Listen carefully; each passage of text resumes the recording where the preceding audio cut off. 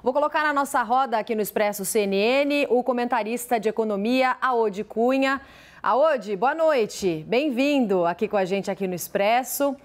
Queria saber a sua análise sobre essa minuta da PEC da transição em relação ao valor e à validade. E também repetir a pergunta que eu fiz para o NACA. A reação do mercado financeiro hoje foi equilibrada? Eu acho que é uma reação previsível, principalmente pelo conteúdo da PEC ontem. É claro que há um conjunto de definições que estão sendo aguardadas da equipe econômica, tem a fala do presidente, mas eu acho que a gente precisa olhar mais para o número correto que está sendo feito na PEC. Todo mundo já sabia que o teto de gastos não ia se manter. E isso, independente de quem ganhasse as eleições, porque os dois candidatos, na época das eleições, prometeram manter um auxílio emergencial de R$600 que não cabia no orçamento. Mas já havia, dentro do teto, a previsão orçamentária para os R$400, o que precisava era só para os 200. Isso ia levar alguma coisa mais como 50, 60 bilhões, se fosse incluir mais alguma outra promessa. O que a PEC faz é tirar todo o Auxílio Brasil, ou o novo Bolsa Família. E aí nós estamos falando de 175 bilhões, que abre mais espaço para despesas dentro do próprio orçamento, com obras e outros gastos. Então, isso realmente que assustou, porque significa que nós podemos ir para um déficit no próximo ano primário de até 2%. Então, eu acho que é esse ponto que é o ponto mais relevante que tem que se olhar.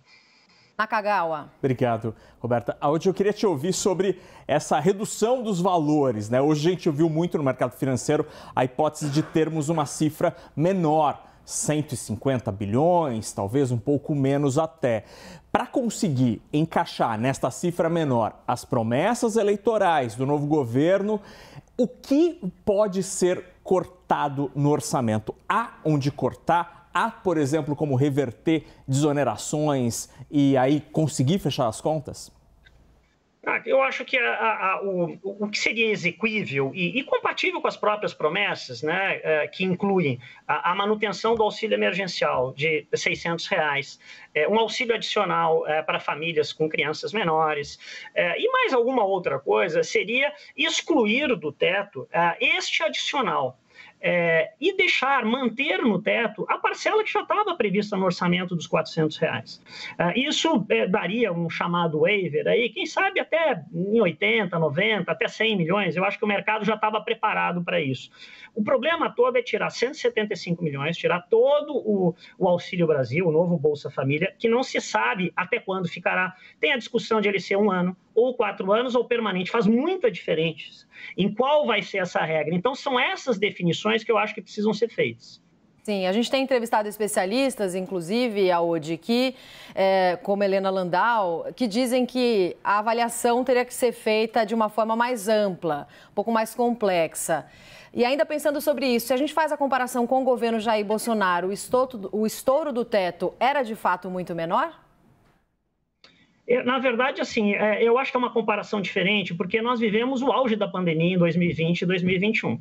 E, diga-se de passagem, na lei do teto de gastos já se previa que, em caso de pandemia, catástrofe, se poderiam ter despesas excepcionalizadas. E elas foram num montante muito grande. Se a gente soma isso no total dos 4 anos, a gente está falando de 800 bilhões. Mas era o auge da pandemia. Nós não podemos, dentro de uma regra fiscal, ter a excepcionalidade todo ano. E é por isso que está se discutindo uma nova regra fora do teto. Então, a solução para isso, para mim, primeiro, na minha opinião, exige um certo bom senso do governo, até para ele poder ter estabilidade para executar suas políticas sociais, ter um certo equilíbrio no quanto que vai ser excepcionalizado do teto nesse ano. Em seguida, no próximo ano, achar uma boa regra fiscal, uma série de regras sendo discutidas. A equipe do próprio Secretaria do Tesouro Nacional tem um modelo para limite de endividamento, mais superávit primário.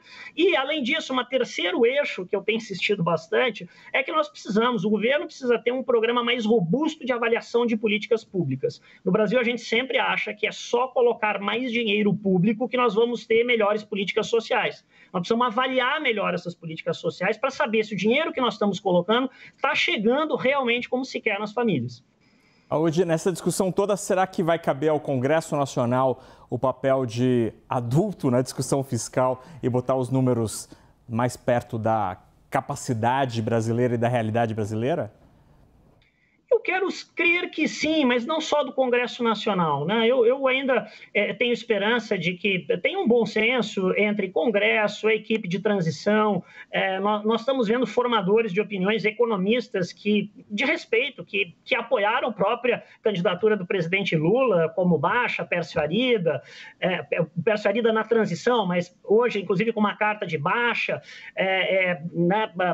e outros economistas, Armínio Fraga, ou Pedro Malan, chamando a atenção para que o presidente deve sim entregar aquilo que prometeu do ponto de vista de políticas sociais, mas que é preciso ter responsabilidade fiscal para que isso não seja comprometido. O custo de não se ter ou se ter uma piora no cenário fiscal, qual é? É nós termos dólar subindo, taxa de juros subindo, e isto prejudica a própria capacidade do governo de entregar mais na área social. Nós conversamos com o comentarista de economia, Aode Cunha. Aode, obrigada pela conversa. Boa noite para você. Muito obrigado, boa noite para todos que nos assistem. Obrigada, Naka, também pela companhia na entrevista.